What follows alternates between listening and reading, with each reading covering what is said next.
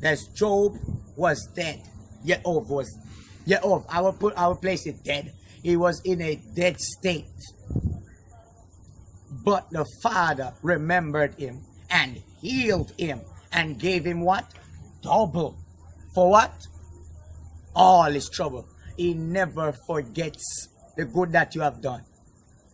He never forgets how much you have obeyed him. He never. So he keeps covenant. He's a covenant keeping God.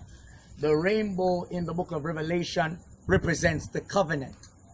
In the time of the flood after, there was a rainbow, which is a token between the covenant between Noah and Eloah. So he is a covenant keeping Eloah. Noah means rest and comfort. So he comforts his people.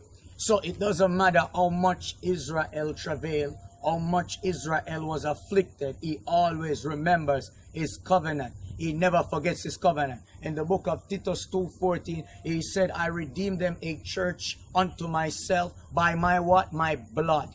So the church, he made a covenant with the church. The Son made a covenant with the church. The Father made a covenant with the church. And they passed it on to the Son. And now we are belonging to the Son. We are the Son's responsibility. We are the Son's people. The Father made a covenant with who? With Israel. Many people don't understand the scripture that Israel is not speaking to the modern, but Israel is speaking to his seed. Israel is speaking to Jacob and his seed, because the scripture said in the book of Isaiah 45:25 that in Adonai shall all the seed be justified. The seed of Israel be justified.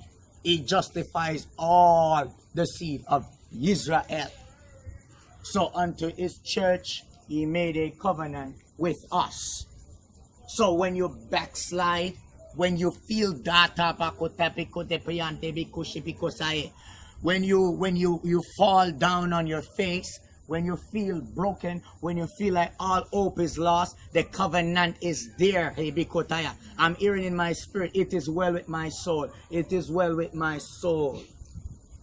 Why is it well with my soul? And I am wrong.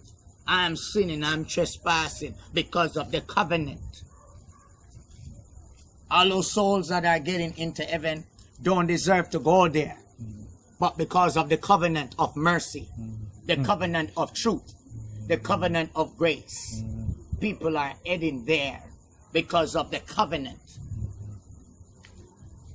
When I received the call, he said, thou art mine apostle. He made a covenant there. And he said, I will send you out into the world to let the world know that I live. He made a covenant with me. He said, you're a prophet also. And he made a covenant there. And he said, feed my people and lead my people. He said, accuracy. He made a covenant. He said, you know your ministry shall be in the white throne judgment. He made a covenant. He cannot break it. So even when we fall and we sin, grace may abound, but because of the covenant, he will never ever forget it.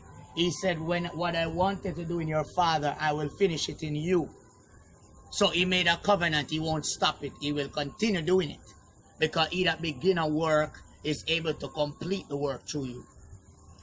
So he's a covenant keeping Eloah. So this is how you know the Father loves you. You were in poverty, then you get rich all of a sudden. You were an harlot, then you get clean up all of a sudden. You were sick, then you get healing all of a sudden. You were down, then you get up all of a sudden. He's a covenant keeping Eloah.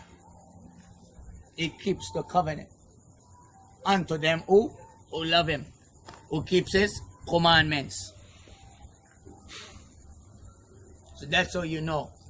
So you love him by keeping his commandments. Even if you try, but he loves you, but he remembers his covenant.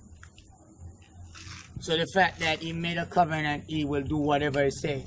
So when a man prophesying doesn't happen, that wasn't of him, because he does what he says he will do. So he's a covenant keeping Eloah. And that's how you know him, because he's faithful to his people, is faithful towards his word. Most of all, he is faithful towards